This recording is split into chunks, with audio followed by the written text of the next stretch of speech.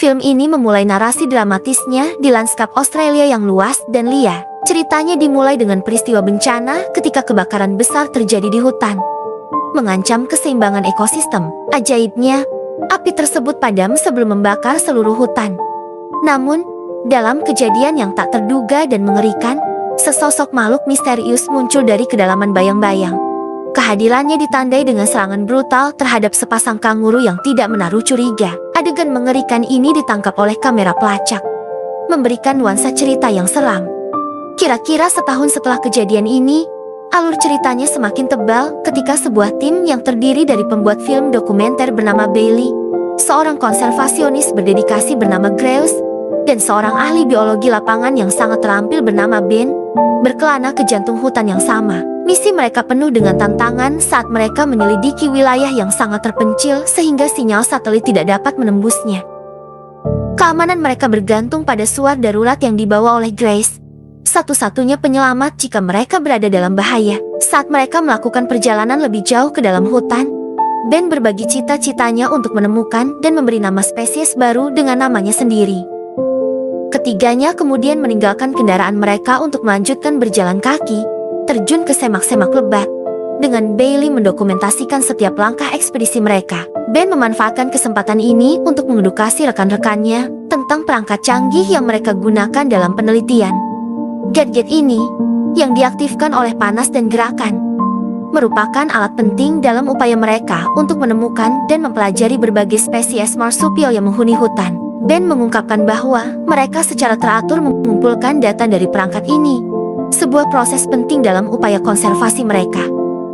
Ia dengan penuh semangat menjelaskan bahwa temuan mereka sangat penting dalam mencegah aktivitas penebangan di wilayah dengan populasi spesies target yang signifikan. Meskipun demikian, Ben mengungkapkan rasa frustrasi dan kekecewaannya ketika data yang diperoleh dengan susah payah terkadang diabaikan, dan penebangan tetap berlangsung terlepas dari upaya mereka. Dalam momen refleksi, Grace mengakui komitmen bersama mereka terhadap kesejahteraan hewan. Dia dengan jujur mengakui bahwa musuh terbesar mereka bukanlah alam, tapi umat manusia itu sendiri. Meskipun terdapat banyak rintangan, Grace menggarisbawahi pentingnya perencanaan untuk masa depan, tidak peduli betapa tidak pastinya hal tersebut. Dia percaya pada kekuatan ketahanan dan perlunya ketekunan dalam upaya mereka menghadapi kegagalan dan kemunduran yang berulang-ulang. Mereka harus mengumpulkan kekuatan untuk bangkit kembali dan melanjutkan pekerjaan penting mereka. Narasi terus terungkap dengan Bailey mengabadikan aktivitas sehari-hari kedua ilmuwan tersebut, Grace dan Ben. Melalui kacamata Bailey, kita mendapatkan pandangan mendalam mengenai upaya konservasi mereka dan upaya melestarikan berbagai spesies setelah kebakaran dahsyat. Grace memimpin dalam menjelaskan pendekatan metodis mereka dalam mencatat sebaran berbagai spesies yang selamat dari kebakaran. Mereka dengan cermat mengumpulkan data dasar yang berfungsi sebagai titik referensi penting untuk memantau perubahan ekologi bertahap dari waktu ke waktu. Bailey, didorong oleh rasa ingin tahu, mempertanyakan keanekaragaman spesies setelah bencana tersebut. Grace mencerahkannya dengan menyebutkan bahwa terkadang terjadi peningkatan keberagaman. Hal ini terjadi ketika hewan yang kehilangan habitat aslinya karena kebakaran terpaksa mencari rumah baru. Namun, migrasi ini bukannya tanpa tantangan. Para pendatang baru seringkali mengalami konflik dengan penduduk yang sudah ada di wilayah tersebut, menyebabkan pertemuan yang menegangkan dan terkadang berbahaya. Ben ikut campur, menambah kerumitan pada situasi ini. Ia mencatat bahwa meskipun hewan-hewan tersebut tangguh dan kembali hidup, berkurangnya luas hutan telah mengakibatkan kelangkaan sumber daya. Kekurangan ini berarti hewan-hewan tersebut lebih rentan mengalami kelaparan. Ia dengan gamblang menggambarkan puncak waktu makan yang terjadi 1 jam setelah matahari terbenam sebagai persaingan yang ketat untuk mendapatkan makanan. Ben mengibaratkan ini seperti restoran yang ramai di mana semua orang datang secara bersamaan. Dia mencatat bahwa beberapa organisme secara tidak sengaja menemukan diri mereka di papan spesial, menjadi sasaran hewan lapar lainnya dalam nasib yang kejam. Film ini kemudian berubah menjadi lebih gelap ketika kita diperkenalkan dengan Gary, seorang pria yang suka berburu untuk olahraga dan makanan. Suatu malam, dalam adegan yang meresahkan, Gary membunuh seekor kanguru dan memakannya. Namun, kedamaian malam itu hancur ketika anjingnya tersesat dari perkemahan, diikuti dengan rengekan samar. Bersenjata dan berhati-hati, Gary menyelidiki hanya untuk menemukan pemandangan mengerikan organ segar berserakan di tanah. Dalam momen yang menakjubkan, ia pun menjadi korban makhluk misterius yang bersembunyi di hutan. Adegan yang menarik dan penuh muatan terungkap saat Bailey mengingat kenangan masa kecil yang agak mengganggu. Dia dengan gamblang menggambarkan karya wisata sekolah ke kebun binatang yang mengalami perubahan tak terduga. Anak-anak, termasuk Bailey, menyaksikan seekor gorila tiba-tiba menyadari ada makhluk kecil di kandangnya. Reaksi gorila itu cepat dan brutal ketika ia menangkap makhluk itu dan dengan keras membenturkannya ke batu, yang menyebabkan kematiannya. Gorila yang tidak puas hanya dengan membunuh makhluk tersebut, kemudian menunjukkan dominasi yang mengerikan dengan mengangkat hewan tak bernyawa tersebut dan memukul-mukul dadanya. Insiden ini meninggalkan dampak besar pada Bailey, mendorongnya untuk mendekati penjaga kebun binatang dan memohon intervensi. Kemudian di film tersebut, saat malam tiba di hutan, suara binatang malam memenuhi udara, menimbulkan ketakutan pada Bailey. Mencari kenyamanan dan keamanan, dia memutuskan untuk berbagi tempat tidur dengan Grace.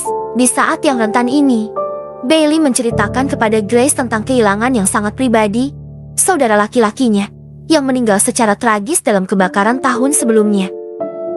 Keesokan paginya, kelompok tersebut berangkat menuju mobil mereka untuk mengumpulkan rekaman dari beberapa kamera pelacak. Saat mereka melakukan perjalanan, mereka menemukan beberapa kamera, tetapi tidak ada hal penting yang terekam di dalamnya. Medannya segera menjadi terlalu menantang bagi kendaraan mereka, sehingga memaksa mereka untuk terus berjalan kaki. Setelah berjalan beberapa mil, mereka menemukan aliran sungai dan memutuskan untuk istirahat. Saat Ben menjauh sejenak, Grace dan Bailey menemukan sebuah rumah tua yang mungkin dibangun bertahun-tahun yang lalu oleh orang-orang yang berharap menemukan emas di daerah tersebut. Penemuan mereka berlanjut saat mereka menemukan kamera lain. Rekaman tersebut mengungkapkan seekor hewan langka diserang oleh makhluk tak jelas. Ben dan Grace berspekulasi tentang apa yang bisa membunuhnya dan memutuskan untuk melaporkan temuan mereka kepada Matt, penjaga taman.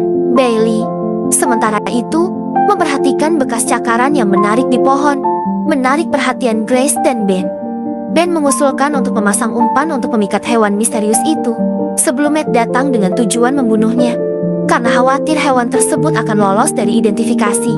Saat ketiganya menyiapkan jebakan kamera, Matt memulai perjalanannya untuk bergabung dengan mereka.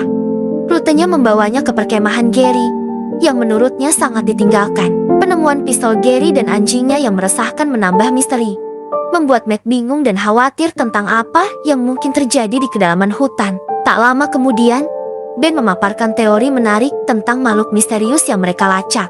Dia mengusulkan bahwa itu mungkin Carnifex, istilah yang dia gunakan untuk menggambarkan hewan berkantung karnivora besar yang sebagian besar beroperasi di malam hari dan kemungkinan besar tinggal di pepohonan. Teori ini sepertinya sejalan dengan variasi warna bulu yang mereka amati.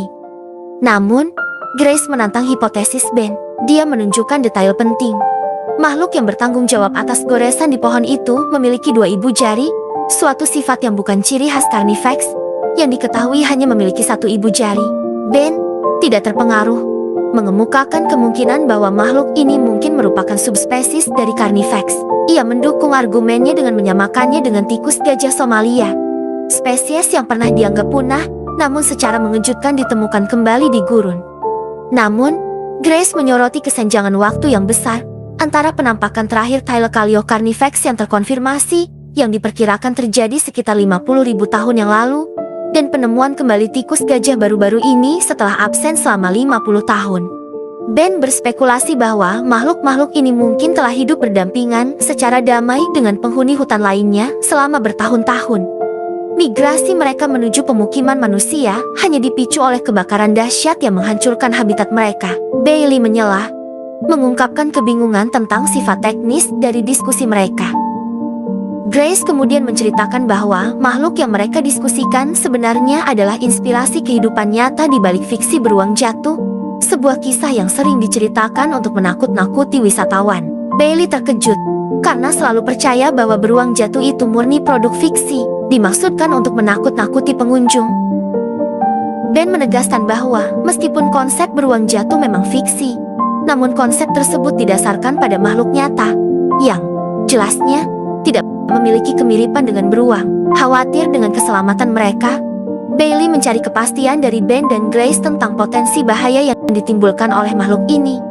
Semakin memperdalam misterinya, Ben berbicara langsung di depan kamera, menguraikan teorinya tentang Carnifex dan perilaku berburunya. Dia membuat analogi dengan Roma kuno, di mana istilah Carnifex digunakan untuk merujuk pada algojo publik, diterjemahkan menjadi pembuat daging.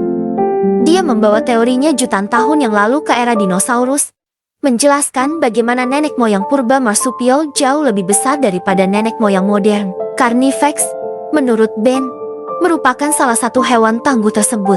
Ben menggambarkan Carnifex sebagai predator yang sangat teritorial dan berbahaya, membandingkan gaya berburunya dengan predator penyergapan, seperti harimau di hutan. Berbeda dengan singa yang mengejar mangsanya di medan terbuka, Carnifex lebih memilih mendekati mangsanya secara sembunyi-sembunyi sebelum melancarkan serangan mendadak dan mematikan. Ben dengan jelas mengilustrasikan momen penyerangan, merinci bagaimana Carnifex menargetkan jugularis dan memotong sumsum tulang belakang dengan presisi yang mematikan.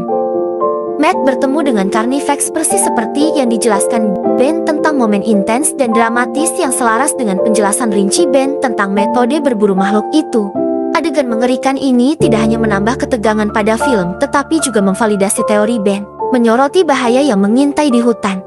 Ceritanya terus menguat dengan adegan menegangkan yang melibatkan para tokoh utama. Saat menjelajahi hutan, ketiganya bertemu dengan seekor kambing liar. Namun pengamatan mereka dengan cepat berubah menjadi pemandangan yang mengerikan ketika kambing tersebut tiba-tiba diserang dan dibunuh oleh Carnifex yang sulit ditangkap. Makhluk tersebut menunjukkan kekuatan dan kelincahannya dengan menyeret kambingnya ke atas pohon. Bertekad untuk menangkap hewan langka dan berbahaya ini, ketiganya mengirimkan drone ke pohon. Namun, Carnifex merasakan gangguan, segera meninggalkan tempat kejadian. Dalam upaya putus asa untuk mendapatkan rekaman Carnifex, Ben secara impulsif mengejarnya, dan Grace mengikutinya dari dekat. Namun, pengejaran mereka berubah menjadi berbahaya ketika Grace terjatuh ke dalam lubang. Ben, yang berusaha menyelamatkannya, tiba-tiba diserang dan diambil oleh Carnifex. Sementara itu, Bailey yang sempat pergi mencari pertolongan, menemukan sebuah mobil di tengah hutan. Di saat yang sangat menegangkan, Carnifex turun ke dalam lubang tempat Grace tidak bisa bergerak, mencoba menghindari deteksi. Makhluk itu berdiri di dekatnya, menciptakan suasana bahaya. Di dalam mobil Gary, Bailey menyalakan lampu merah yang menarik perhatian anjing Gary. Kehadiran anjing tersebut tampaknya mengalihkan perhatian Carnifex, sehingga Grace dapat melarikan diri dari lubang. Grace, yang sekarang sudah terbebas dari bahaya, berlari ke rumah kosong yang mereka temukan sebelumnya dan berlindung di sana. Kembali ke Ben, kita melihat dia terluka dan merangkak di tanah. Grace juga mengalami goresan akibat pertemuannya dengan Carnifex. Mereka segera merawat luka-luka mereka. Namun kedamaian mereka tidak bertahan lama karena Carnifex menyerang lagi. Kali ini melukai Ben secara fatal. Dengan panik, Grace meninggalkan rumah untuk mencari Bailey yang sedang menunggu di mobil Gary. Bersama-sama, mereka mencoba menemukan Ben. Namun penemuan pisau berdarah menegaskan ketakutan terburuk mereka. Bertekad untuk melarikan diri dari hutan dan teror Carnifex, mereka berlari menuju mobil. Namun, rencana pelarian mereka gagal ketika mobilnya terjebak. Dalam upaya putus asa untuk membebaskan kendaraan, Grace mengikatnya ke pohon.